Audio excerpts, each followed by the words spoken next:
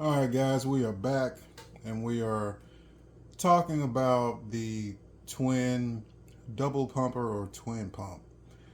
This is a servo. You have different brands and manufacturers. For example, you have servo, which is this one. You have UE, NOV, SCVA. NOV makes a lot of this stuff. They specialize in customizing cab type stuff like this. I mean, they are number one in the world for making stuff like this. And they have the schematics and drawings that either a company takes it to them or a company tells them what they want, what kind of setup they want, and they will fabricate this thing to the T the way that they want it. And I mean with everything on it. This entire thing is bolted and made onto this chassis, this trailer. This right here, your caps, make sure that they're on and tight. I got it.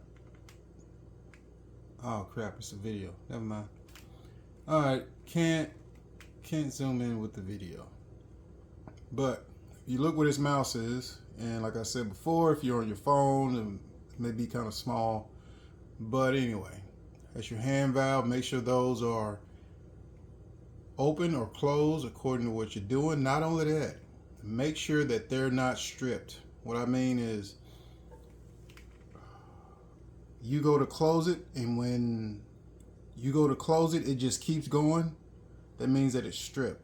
So one of two things, more than likely you're just going to replace this. So you're going to take these bolts out of here. You don't have to take all of them out, but you definitely have to loosen all of them and take almost all of them out, pretty much, to get this out of there and to put a new one in there. So just be careful of how you're opening and closing. Don't overdo it and push past that diaphragm. Just close it and open it, and make sure that it's lined up with the way these marks are on here. Some of them, the thing may come off or it may slide around to the other side. Just keep that stuff in mind. This right here is a triple swivel Chickson. Swivel 1, 2, 3, and it goes that way. This allows you to do this type of stuff and not have an S. Otherwise, and also, for the most part, when you put these on here, they're going to be there until that thing starts leaking or you have some kind of problem where you got to take some of this iron or something off. So these are going to be stationary until they're not. They're not like the other pieces of iron that go on and off as you're going between different wells. If these have greasers on them, more than likely they won't, because this will be a one-time use type of a thing where it's going to get used until it goes bad and then it's getting replaced, period. Your company may be different. They may have some greasers and they may have you cycle through these from time to time, but most companies I've ever worked at, when it went from where you see these two valves at right here, if it went to anything past this, it stayed on here until it went bad and then it got replaced. Same thing with the valves. You grease the valves, they stay on there until it goes bad and you replace it. This is not something you're trying to have to replace when you're on a well. You want to replace this either when that band goes bad or you see one of these things start to leaking, because for that to get in there like that, more than likely other stuff had to be loosened to get it on there and in place, and then you had to tighten other stuff up, and you may not be in a situation where you can easily do that, or you may have pressure on here. This is an entire manifold, which is what you would call this, because that's the way everything is set up. You can't see on the other side. Look to the right of the picture. That's a double swivel Chickson. That's iron. Make sure that iron is secure when you're getting ready to transport or travel. It has two collars, so if you were swinging iron down from one side to the other side. The reason we leave this on here like this is so that when we're getting ready to put together iron, everything from the pump side is already done. One thing this pump is missing, it's missing a brace to hold the weight up for this valve, but it has one right here. But it should have one right here though, just to, because that's a lot of weight. Make sure you check your lights that they work in the wintertime. Well, wintertime and summertime. Clean them off. Make sure that they're actually visible. Let's see.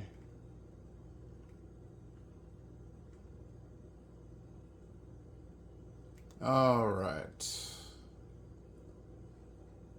And this is your low pressure fluid side. This is your suction side. So your C pumps will push water pressure in here. So it'll push this water pressure here up to 30 psi.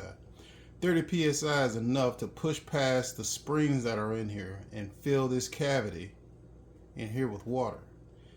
And there are some 50-pound plungers that are inside here. They go back and forth on a numerical sequence. So this one will be further back than this one. This one will be extended all the way. This right here will be a little bit further back, a little bit further back.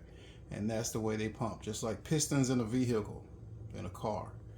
Except these pistons or plungers pump fluid. Well, yeah, it's different. Pistons, you're making combustion. Well, the plungers are making high pressure, taking water from low pressure, turning it into high pressure up here. This blue thing is called a pop-off. When your pressure gets to a certain point, let's say 10,000 psi, this thing right here start leaking, or it'll start spraying water, and it'll actually start coming out of here. That's why it's turned in, so the operator will see it. I can look down there and see, you know, what's going on. This valve right here is open. This valve right here is usually always going to be open. And so is this other valve down here from before. Let me go back.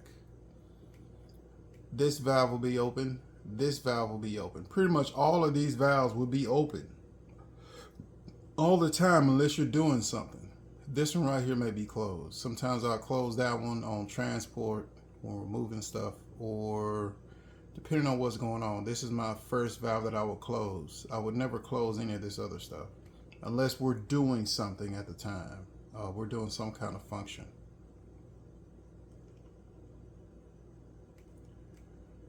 All right, back to where we were at. Also check your tires, check your wheel seals, make sure you don't have any leaks. Check your hub oil and your lug nuts, all that kind of stuff.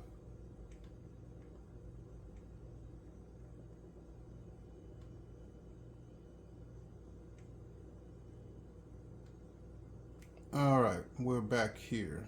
These are just little caps that you would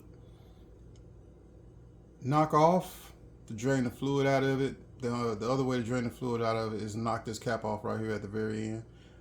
But in wintertime, this is very important. You knock these off every single time.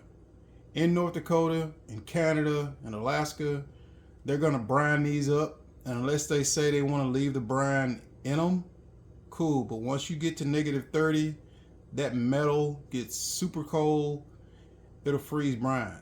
So usually you're just going to drain all of the fluid out of it, because it's not worth taking the risk. Because as it gets cold, that salt starts separating from water, and it'll separate with salt at the bottom and lighter non as much salt at the top. This right here is a magnet for pulling your valves out. I think I already covered this. This blue hose is, there's a lubrication system that every stroke it lubricates those plungers in that packing. You can't see the packing on here, so we're not going to go through that. But the plungers go through the packing. That packing holds the pressure in, holds the water in. When it starts to go bad, it starts to leak. But the oil drips off into a pan that's underneath this part right here. And that pan is right behind this low pressure manifold. And then that's the hose to the pan. Then you will put that into a bucket and it will drip off into the bucket. Once you started seeing water dripping off in the bucket, you know, okay, something's leaking up there that you can't see, because you have to be on top of that to really see it good. Like from up there, I can see the first two. Like I can see these two. My bad. I can see, I think these two plungers looking down at it, but you can't see it really good. I already talked to y'all about the pop off, and you have to set these with this nut and bolt, and that's how you would set how you want those to pop off. This right here is a transducer. It reads your pressure of what's in here. Now, if one of your transducers on one side is working and the other one isn't, and you close one of these off and you forget that you did that, and you go to do a pressure test, you'll be pumping and won't know that you're pumping because you're reading a false pressure. That's why it's always to have a standard routine of open or close. I leave everything open, and I only open one valve to pump or one valve to go offline. I don't open or close different valves. I do the same one every time. And if somebody was to ask me, hey, it's that valve. That's why in the previous picture, all the other valves were red. That one valve was blue. It stands out and it catches a person's attention. It also catches my attention to look and check it every time. I'm gonna pause the video here for a second. All right, guys, if you look in the middle of the screen, you see that orange amber light? That's a turn indicator for when your drive shaft is turning or when that piece of equipment is in use.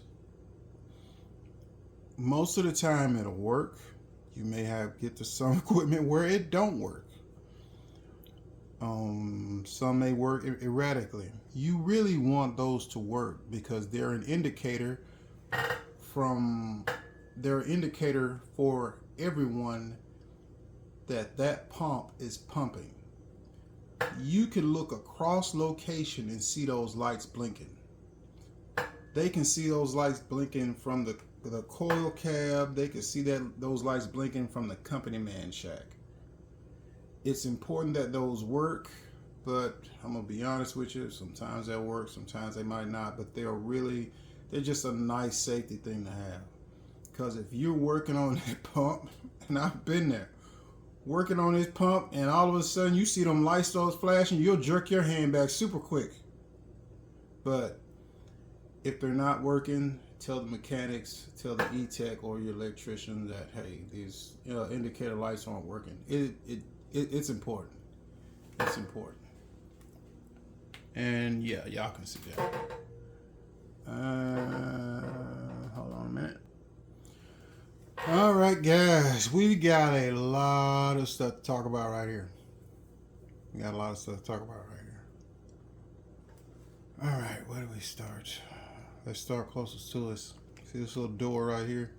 This is where you grease your drive shaft. You're going to grease this in between every well. So after one well, you're going to grease this. Or if you're down, you can grease it, but in between each well, you're going to grease this. It's like a drive shaft in a semi-truck, which is pretty much what it is. And this right here is your 2-speed. Transmission is down here, and your 2-speed. And your 2-speed has oil. Make sure you put the proper oil into the 2-speed. This right here is part of your cooling, part of your AC, which is inside the cab. This box right here is your air to electric crossover bridge stuff. That's the best way I can put that. Down here at the bottom, look towards the bottom of the screen. This is really, really important. Really, really important. When you fill this up, at the bottom underneath here is a Stucci. Stucci is like a, you know how you have those connections for airlines? A Stucci is like that, but it's for fluid. And it allows you to hook something together with minimal outside air contamination or material contamination. Now on the top of here is a bolt and a cap. You can fill this up one of two ways. You can go haul that pump over here and fill this thing up on the bottom, or clean this off really, really good, take that cap off and fill it up from the top. Your company's procedures may be to fill this thing up from the bottom with that Stucci, and you may have to go find the right Stucci to fit that. Good luck.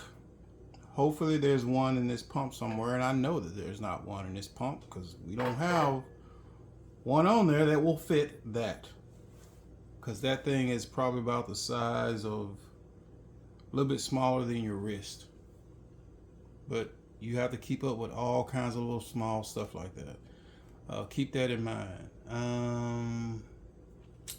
The C pumps are down here. I'm gonna wait till we get the video a little bit further down, then we'll go over the C pumps. Make sure this is not leaking. Make sure that this fluid that's in here is relatively clear. Once it's been used for a while, it'll get darker and it'll be discolored. But when you first put it in there, the stuff is rather clear. So just keep track of that. These right here, your steps. Your controls are right here, where you see the little mouse circle in that. And there's a power and then a up or down. And that's all it is. Because they stay in neutral automatically and they go back to neutral. You press it up or press it down, and then you press up or down. So you have to use the two buttons at the same time. And then it'll go up and it'll go down. Make sure you grease this. Make sure that these hydraulic rams aren't leaking. Make sure you don't have any problems with this, because otherwise those ladders may come down and then not be able to go back up. Make sure this is up when you're moving it. Make sure this is up when you're moving it. Make sure this is up when you're moving it. Because if you destroy these, tear these things up, it's going to be a pain. And this ain't something you just easily come by. These steps that are hooked onto here, mounted, made onto this unit. If they get damaged, and the other side, you got to climb straight up. At least with these steps, you can easily get up and down from that cab quickly. We're gonna keep going. And here we are. This is where some of the magic works. These right here are your C pumps. You have 1, 2, 3, 4 C pumps. There's a diagram on the inside. Oh yeah, this right here is the controls for your ladders, like I was telling you. It says enable.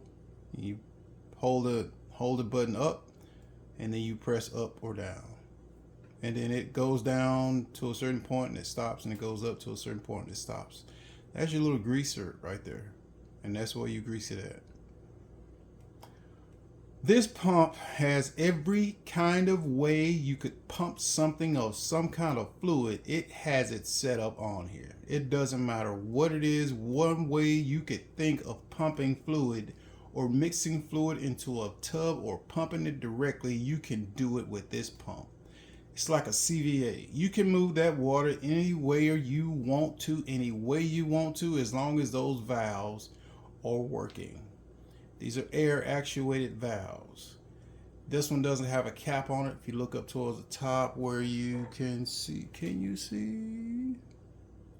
Hold on a minute. Hold on a minute.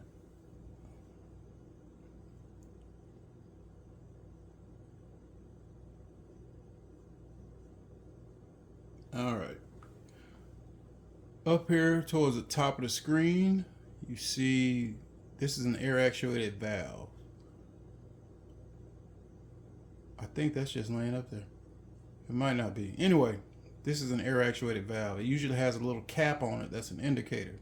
And it'll be straight up and down like this, which is closed. Straight up and down like that. Or it'll be like that, which is open. And if you look at the pipe is going up and down. So left and right would be closed, open. Wait. Left and right would be closed, up and down would be open.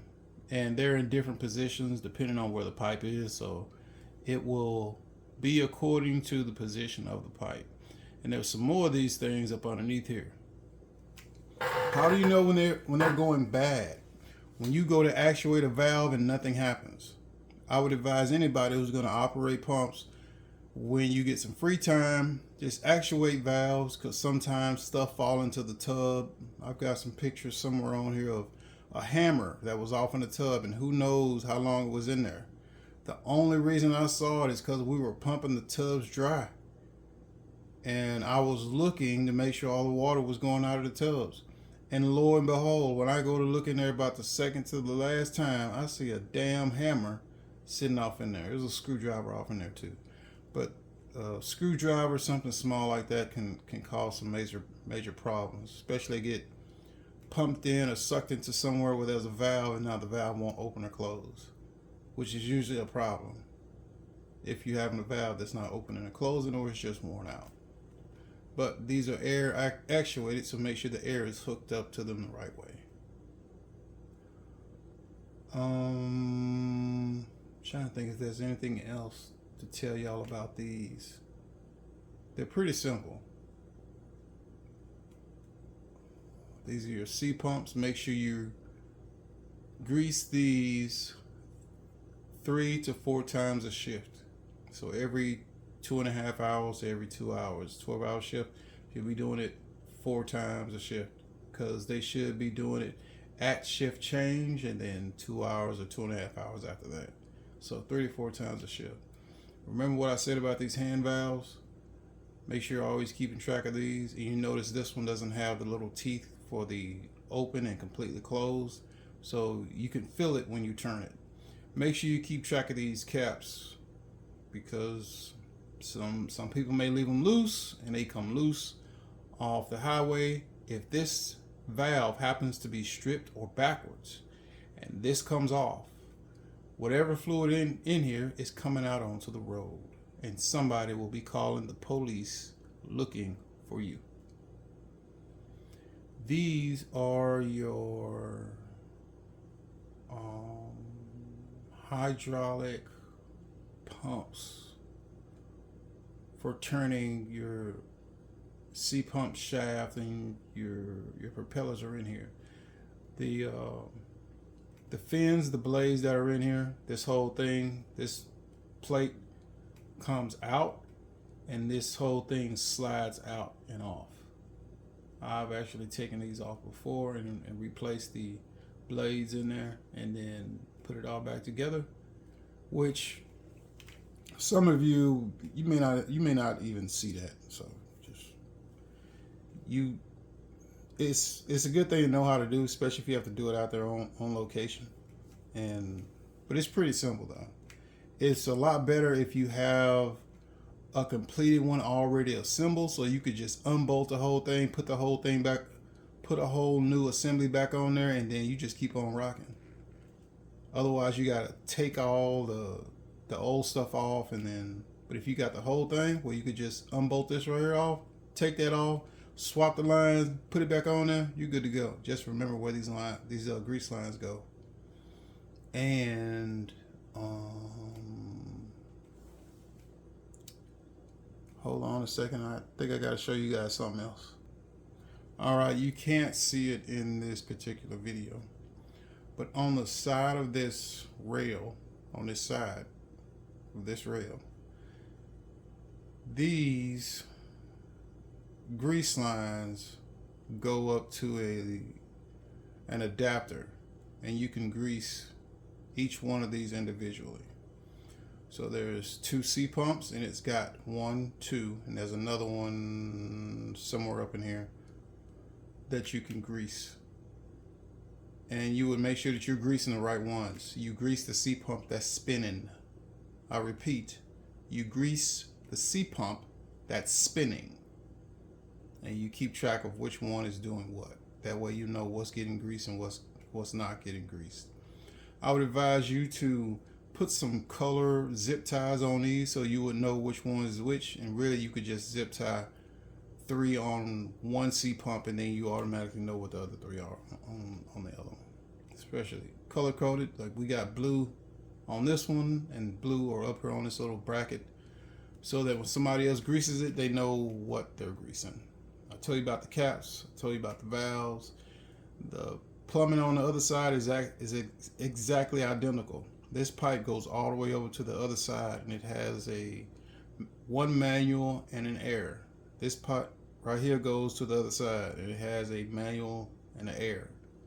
My bad. Manual, air, manual, manual, air, manual, manual, air, manual. It's the exact same, identical. This right here is your dump for your, my bad, this is your overflow for your tub. So when the tub starts overflowing, that water is going to come out of here and come out this pipe, and it's going to make a big mess, and any and everybody who walks by there can see it. Don't overflow the tub. Make sure you wipe your lights off. Those lights are awesome and a great thing to have, especially on night shift. Thank you for whoever decided to put lights on these pieces of equipment. Let's keep going. All right, guys, we are back. As far as any of these things up here, where you see the mouse going around, don't touch none of this for any reason. You don't touch none of this. All right, when it comes to these gauges, they got different readings. One's for your air, that's important. You also have one for your air up there. If I'm not mistaken, the one for your air inside the cab is, you've got one gauge that shows you air for your whole system, I think, or it might be 2 gauges. I think it's 1 gauge that shows you air for your whole system. Down here, you've got gauges on both sides. They show the exact same thing because each engine has its own, gauge cluster. I think this little sight glasses for your transmission. Don't quote me on that. And it's too blurry. I can't see it.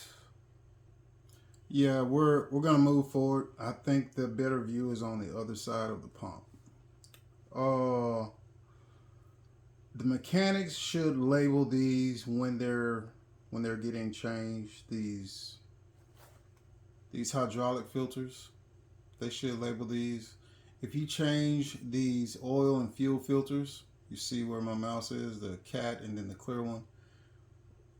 The clear one you can't really write on it until after you install it and you clean it up real good. Then you can write on it when you changed it. These are also fuel filters, because I think the oil filter is on the inside. I think these are fuel filters also. But anyway, make sure you write on there when. Make sure you write the date on here. That's really important. You see this little canister right here? There's a few things I want to talk about, but I want to make sure I get this out the way. Make sure you have locking pins for these. Otherwise, these things may vibrate open and all your iron come out of here onto the ground while you're driving. Now, that iron comes out onto the ground, somebody's going to run over it, and they're calling your company. Somebody's getting sued. If you look down here at the bottom, I think you can see it. The little Carter pin. Maybe not. But there's a Carter pin there, Carter pin there. We're gonna go forward a little bit. Now, These lines right here are for draining fluid out of your system for different reasons. That way you don't have to climb up on top or go or get in between and fill it. But there's a fill tube up here and a dipstick. I want to talk to you guys about this little gray thing right here. This is your alcohol pod. I want you to listen to me real good. In summertime, it's not really that like, people forget, but in wintertime, do not forget to fill this with alcohol any chance you get. It'll usually be in between wells, you will refill this with alcohol. And it really depends on how long the pump has been running.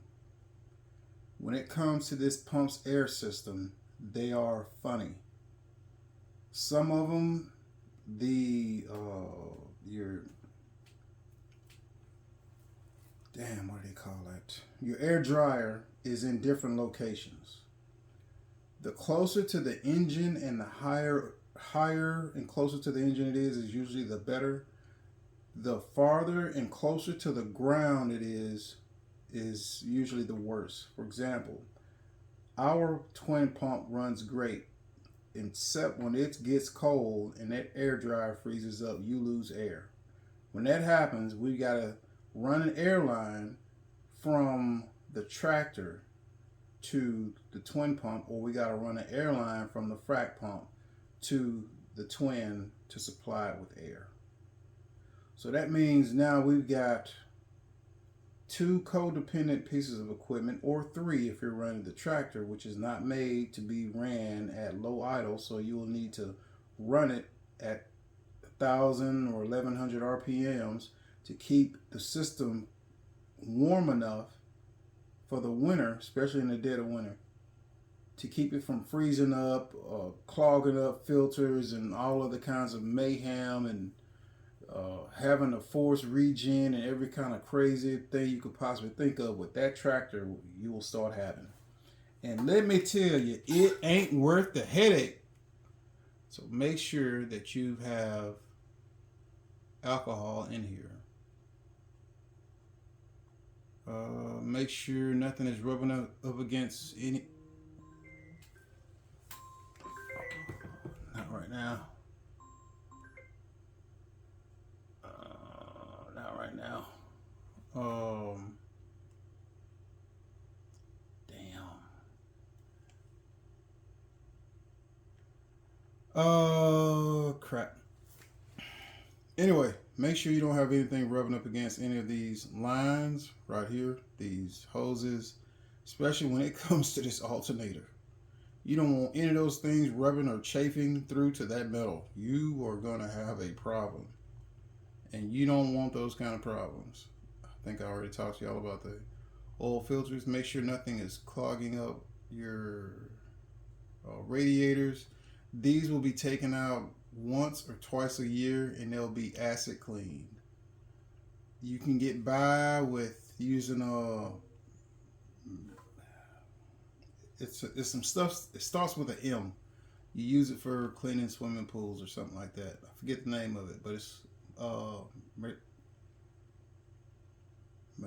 not molecular acid. It's some kind of acid. Anyway, it'll clean those out and let you go by a little bit longer, depending on how dusty of an environment you're in. But this right here is your battery box. We fix to get up here to that.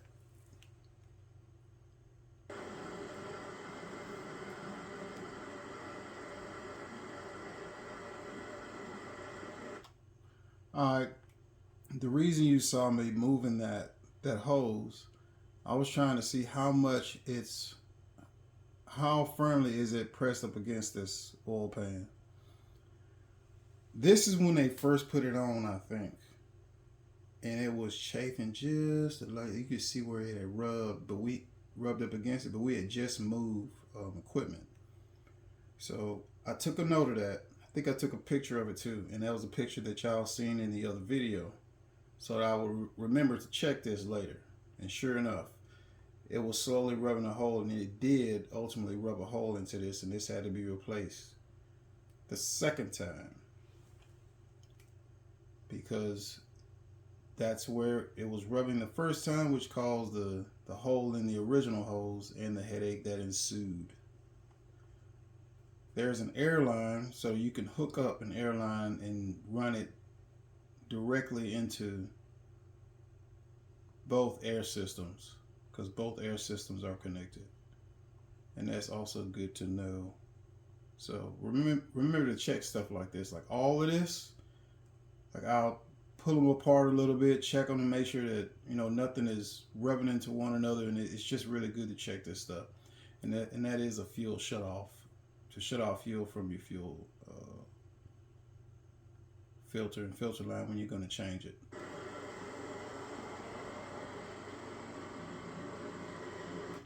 Oh yeah, it was one of these.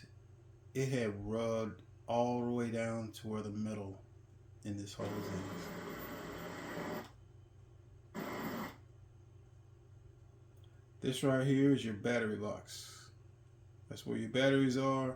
There's also some terminals on the outside where you can hook up something, a light or something like that, but you really don't hook stuff up to that if you can keep from it, because it actually burns out those terminals because they're not meant for heavy duty use.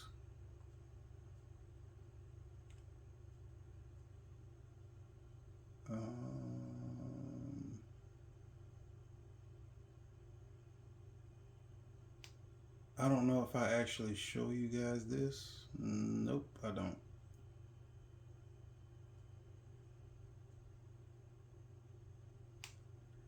Inside this metal box is a yellow reset. These right here are your chem ads. My bad, I'll take that back. These are your, yeah, these are your 4 chemical ads for your tanks that are on the top, which we don't use those at this company. These are your hydraulic fill and drain for your tanks up top.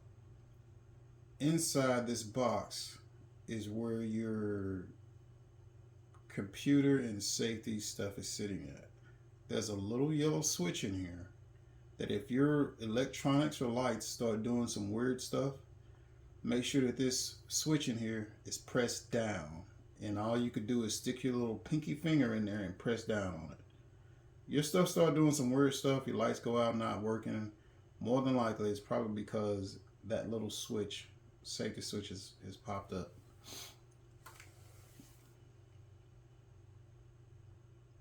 But let's keep going. Inside this box right here, some of these pumps have chem pumps in there. Ours doesn't, so we just use ours for storage. There's a hammer, a valve bar, and then some other miscellaneous tools and brake clean and other stuff, PB blaster and some other stuff off in here that we may need to use for something and so forth.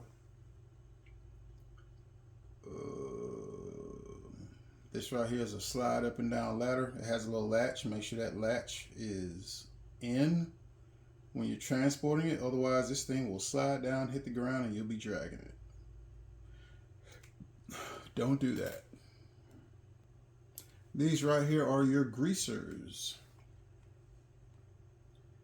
And the seated little round spot inside this door is where you hook it up. And there's a pump that weighs about 50 pounds that you got to haul around. I think that thing actually weighs more than that because it has fluid in it too. So probably about 50, 65 pounds that you got to haul around and fill this up periodically. Usually going to fill it up 3 times a day. It has indicator lights, green and red. Green means it is in use at that moment that the green light comes on. It's fluid moving out of it. I don't know what the red light means because I've never actually seen it red, but you can see through it. You can see how much oil is in it. You might get away with refilling it twice in a day depending on the speed that we are pumping. I mean, how many barrels we'll pump in a minute. But usually 3, 4 times in a day, you're gonna fill this up. Let's keep going. These right here are your Wabasso heaters. They heat up your chemicals if you had chemicals in here, and they would keep them from freezing. Wabasso lines also have coolant lines, which are how that system is getting heated. So if that starts leaking and you don't know it and you don't see it, then you can lose your coolant and then your engine will shut down automatically by itself. We had this happen, so we had to deal with that problem, and there was no shut off for these. There was no valve to shut these off. You just had to cap it somewhere, and then that's all you could really do, or get it fixed properly. But we didn't really use those Wabassos, but they were good for doing that. Which is what they did. They just heat up the fluid that's supposed to go through there to keep that warm, to keep those warm. But we don't use those. Make sure you have chains in case you have to chain up during the winter or in mud season. And yes, North Dakota has a mud season, and it is legit. Let's talk about this. This is your iron rack. If you don't put everything in here right, all of your iron is not going to fit. Make sure when you put these right here in, you put the pins in them. I don't see a pin. Or it may be a pin, no, the pin goes down here because it sits in there. I don't see a pin. I don't see a bungee or nothing. Make sure when you do something like this that it's on there tight, because you may be driving 2 hours to get somewhere. So keep that in mind. Make sure these have the collars on them in the right place so that they don't come off down the road and hit somebody or go through their windshield.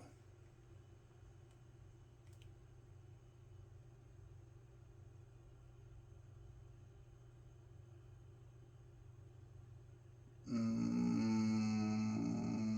on a minute.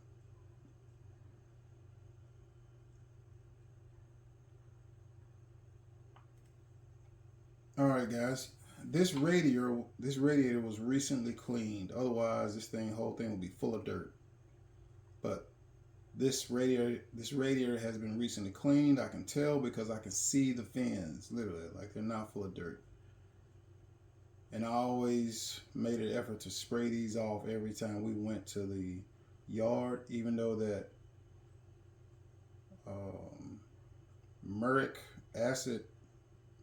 mercurial acid or whatever it is, cleans them out really, really good. That stuff is not meant for you to breathe it in, and it's some harsh stuff. So try not to mess with that too much. But if you spray it out and clean them really good every time you go to the shop, hitting them with that acid maybe like once during the summer or something, or do it midsummer or early fall, and you'll be good for the rest of the year. Usually, especially once you get to colder temperatures, it won't be so harsh on the system. These are your 10-foot iron joints. It's a rack. It holds all the 10-foot joint iron. This is a lot of iron. This is a lot of weight to put on this thing, but this is where you put it. Your excess iron goes in that other rack that I was showing you. There's your fill cap for your oil, and there's your dipstick. Where is it at? Hold on a minute. Somewhere on here, which I think is right here, if you see the mouse, is your greaser for your, yep. This was after we had everything at the yard, because I could tell it's all clean.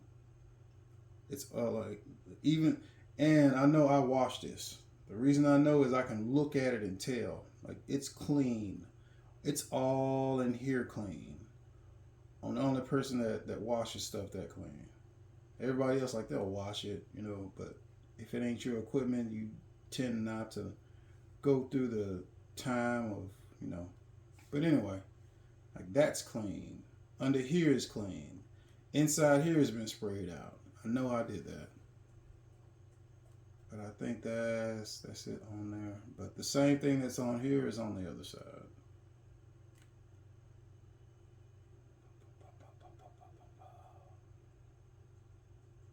Yeah, this me talking about the filters again.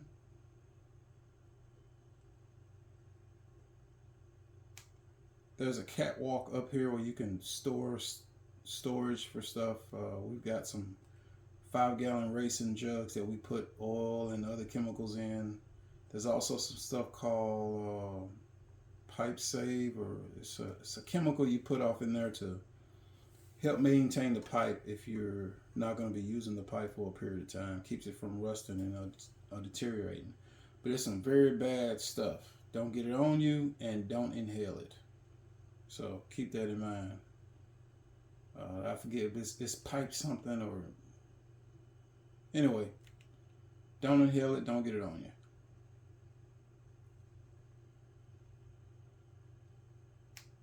All right, this is what we need to be talking about.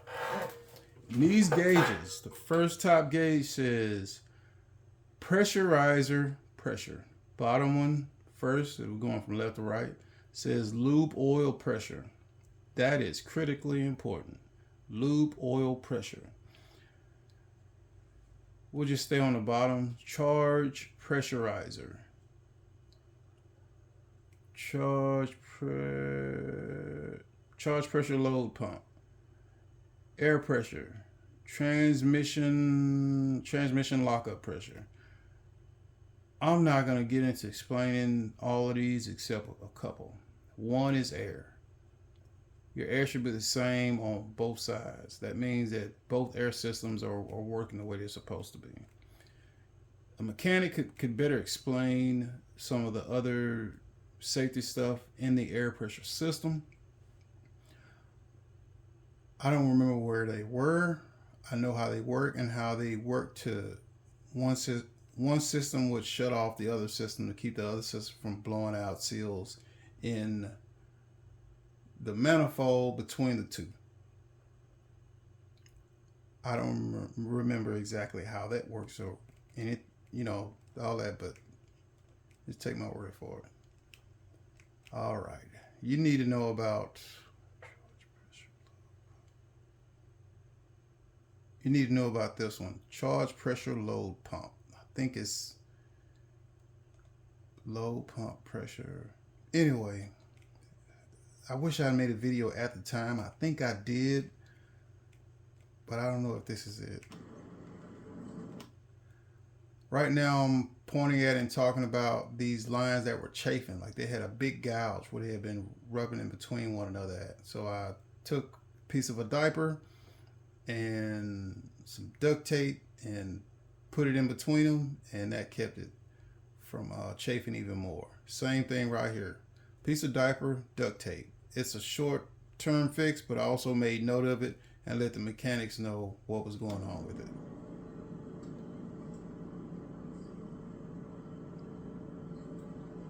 And this video was also part of my keeping track of where stuff was.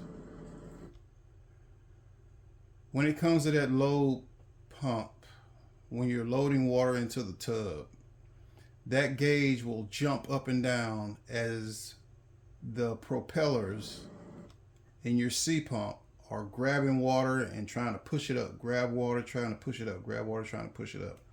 So unless you have positive pressure, either here or here, positive pressure pushing water through here, it's difficult for this C pump to pull water and push it up to get it to come out into that tub, because it's going to pull this water from however far you are away from your water source, and it has to push it up through these pipes to make it come out through the tub.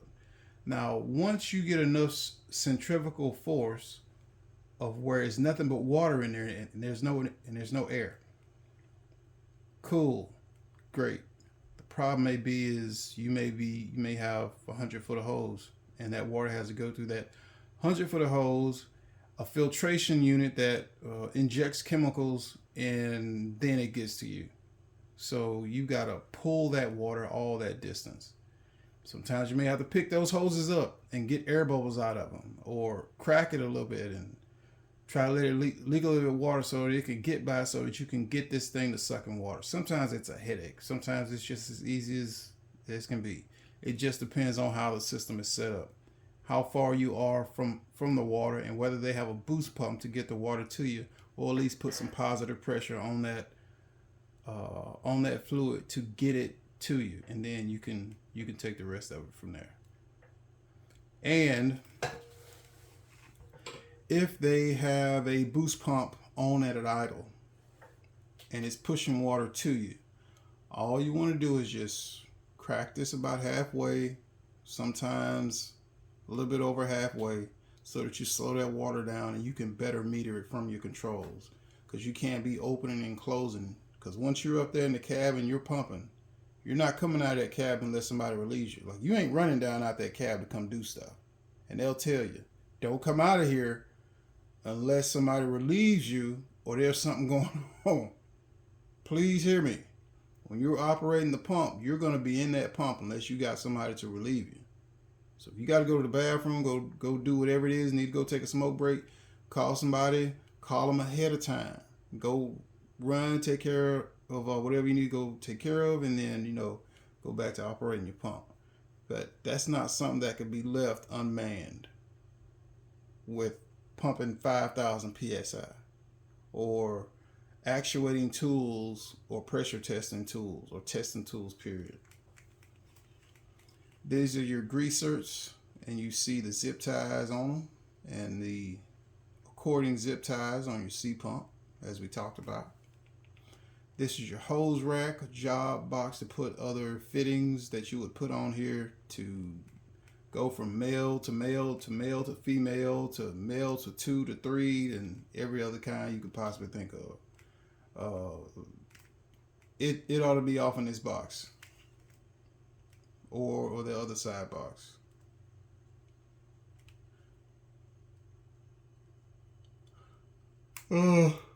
This is your passenger side ladder. See that latch? Make sure that latch is on here, bolted on here, good and tight. Make sure that this works properly.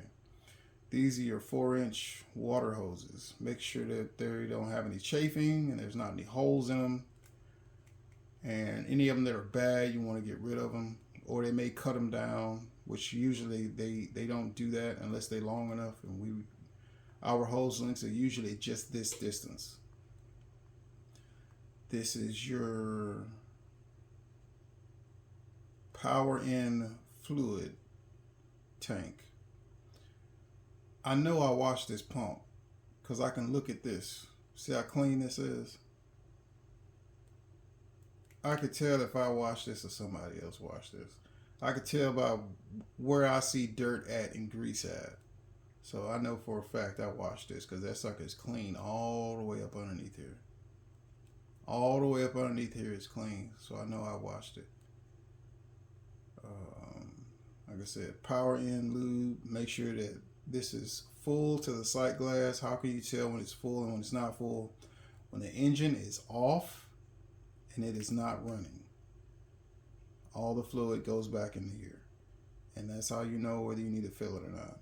You can also fill it on the fly, but it's better if you fill it with the engine off.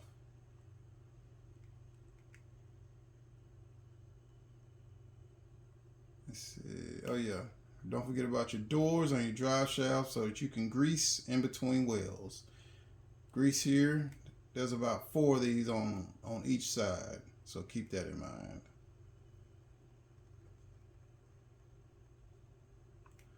This is your power in pump itself right here. It's hydraulically driven, goes to your power in, and this is your fluid going in. This is your return.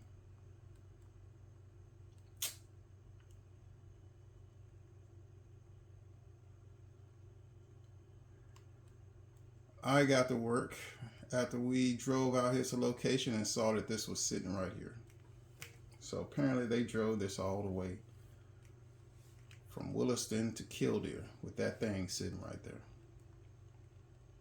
And I remember taking a picture of that.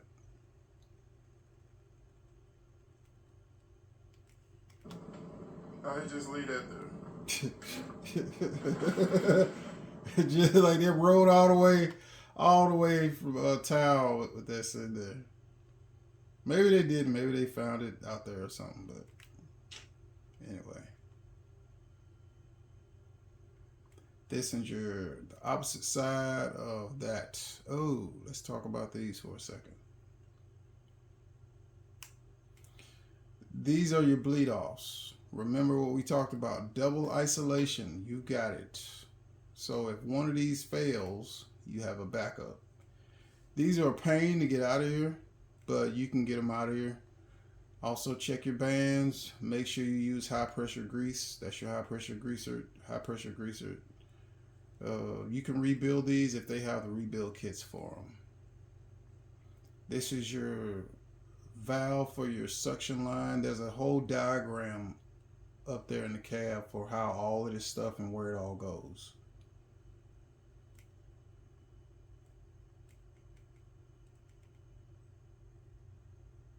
And like I said, it's your pop off, your transducer. Pop off always points out.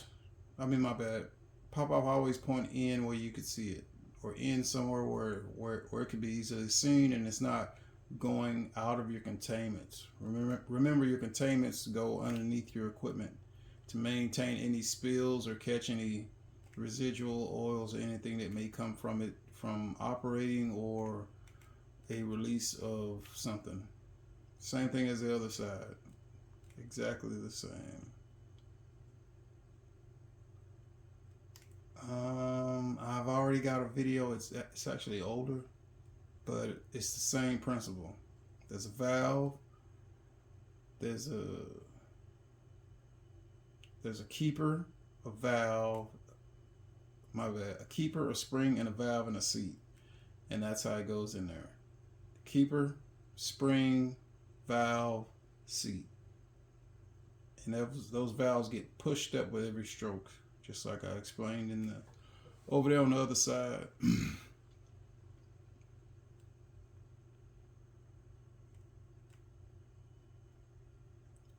And I walked over here and I saw this.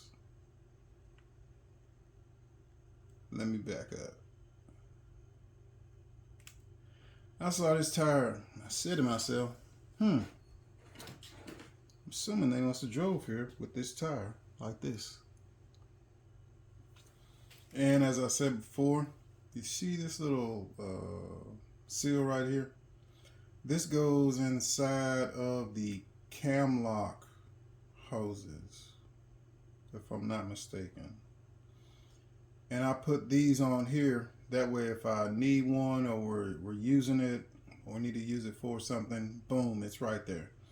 And it's sitting out here is no big deal. Now in negative 30, that's a different ball game. Negative 30, I would have any kind of seals like this inside somewhere where it's warm, because negative 30 stuff gets brittle. It breaks and tears and rips and messes up easily. So hey, keep that in mind. Grease zerks up here for your valves. Make sure you grease those. We already talked about the triple swivel Chixons. It's the only reason you're using any of these if you're doing coil. Frac, you might use them for some situations, but usually they want to use a double swivel, because a triple swivel presents headaches that are only meant to be used in triple swivel situations. Like if you look at this, the distance from here to make this turn, to get this to go there, is perfect for a triple swivel and is overkill for a double swivel Chixon. Make sure your cap is on tight. Make sure your hand valve is in a closed position.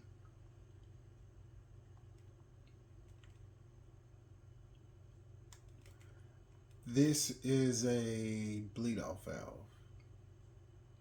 A 1x2 is considered a bleed off valve. So that means inside of that piece of iron is a cone that the it goes from bigger to one side to smaller. So the diameter goes from 2 down to 1, and that's considered a bleed off valve. Double isolation right here. This is a filter screen. That filter's probably not in there, or it might be in there, but that's what this right here is. This is we would put those on the frac tanks and then hook the hammer union hoses, which is those hoses that I showed you earlier in the video. They are the female end to this male end, and then you would hammer those on there. But it's missing the 4-inch thread that would go into the frac tank. But of course, in that side box that I told you about, there's probably about 3 or 4 different kinds of these. One is like this, and then the other one has the wing side on one side, and then the other one has the wing side on one side, and then just the regular threads that go into the frac pump. The frac tank manifold. There's every kind of different option you could think of, so that we can hook stuff up, and that's what you have to keep with you at all times. Not only that, as a frac pump or twin pump or pump operator, you have to go around to your equipment and make sure that the stuff that you need is in there. You, not somebody else. You. Because when they go looking for something and they can't find it, why is it not here? How come you don't have it? Who's the pump operator? Exactly.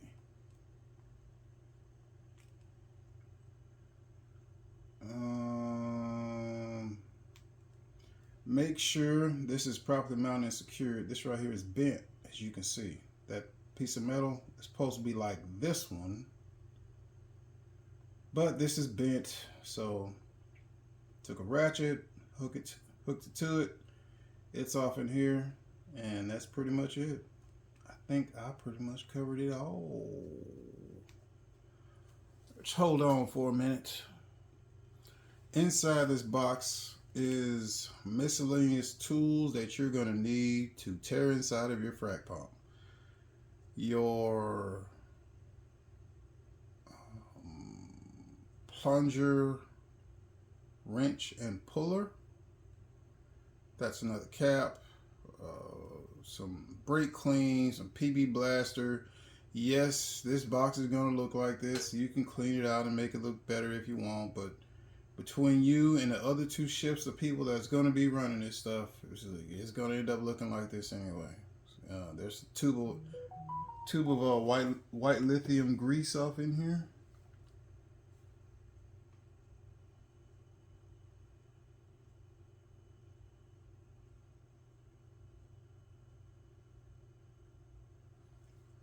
Tube of white lithium grease off in here, another wire brush, and some other miscellaneous rags and stuff. Should be some brake clean off in here, because all of that stuff is something you would grab and use during your regular maintenance of this particular piece of equipment when the time comes. All right, guys, that is it. We have covered the twin pump. If I call it a frac pump, my bad. It is what it is. Thank y'all for tuning in and checking out the comments, man. JPTV 3000, man. Holla at y'all later. See y'all out here. God bless. Be safe. Y'all know who it is. Holla.